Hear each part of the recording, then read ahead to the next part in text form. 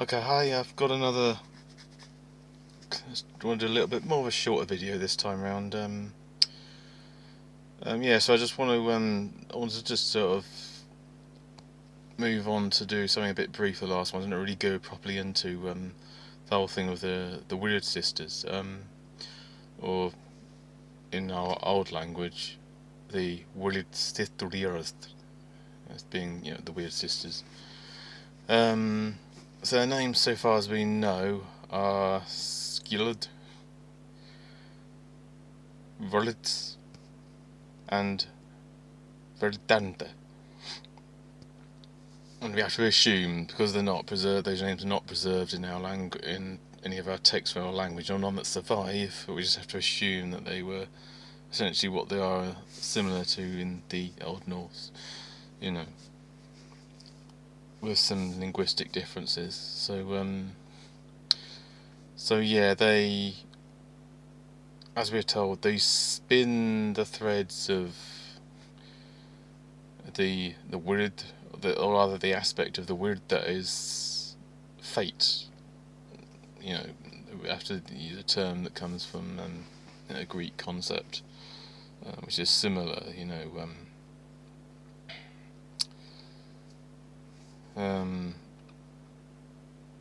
So there's probably a connection there with the Greek belief or understanding in the idea of the three fates. But there's no sort of moral idea. There's no good or bad with these goddesses. It's a triple goddess. It's a sort of triplification of, I suppose, a goddess, a daughter perhaps of the earth, whose name to the Norse is Wyrd, who to the Old High Germans was Erde or Nerte, something like that. But to the English, that's my people, was Urka or Urse. And the name basically means earth. She's the Mother Earth. We all live on her. She's the physical manifestation of a process of existence. We're all the children. We are born of her. It's said that we were born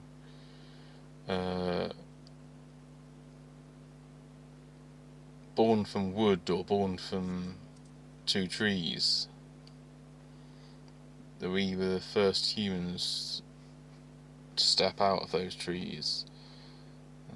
And those names, according to the Norse anyway, those names of those two humans were Ishk and Imbla, ash and elm. And so ash was the male, and so men, it's thought or believed, are born from the ash. The ash lives, dies, and is reborn. And the women are born of the first ancestral mother of theirs, the elm tree. And that is what is held basically within Germanic belief.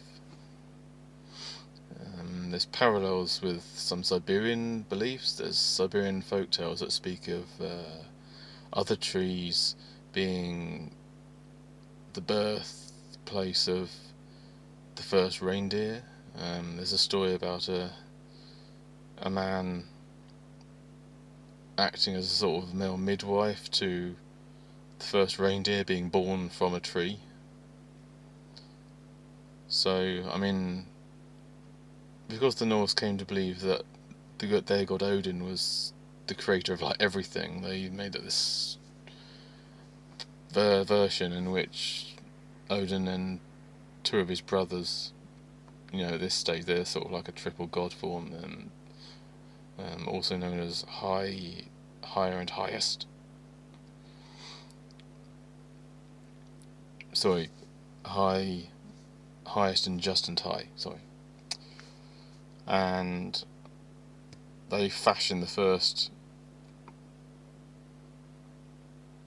of like divine ancestral humans that produced the rest of the human race out of these two bits of tree, one from the elm and one from the ash, and having breathed life into them, told them to go forth and multiply a bit.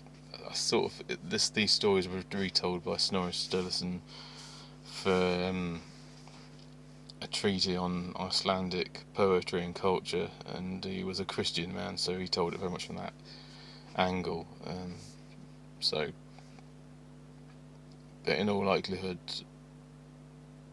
because you can't produce life from something that's dead, dead matter, or it's breathing life into something.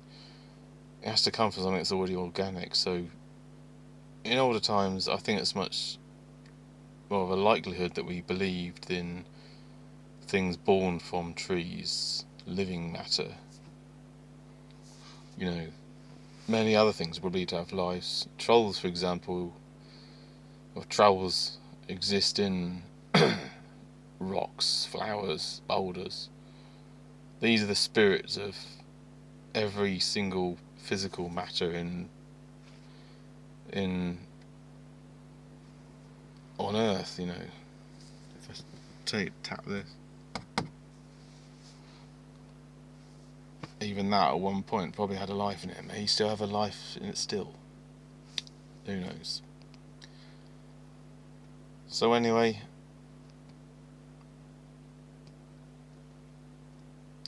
I'm going to end there for this one. Friend of the world, friends, strangers, kith and kin. What's the hell?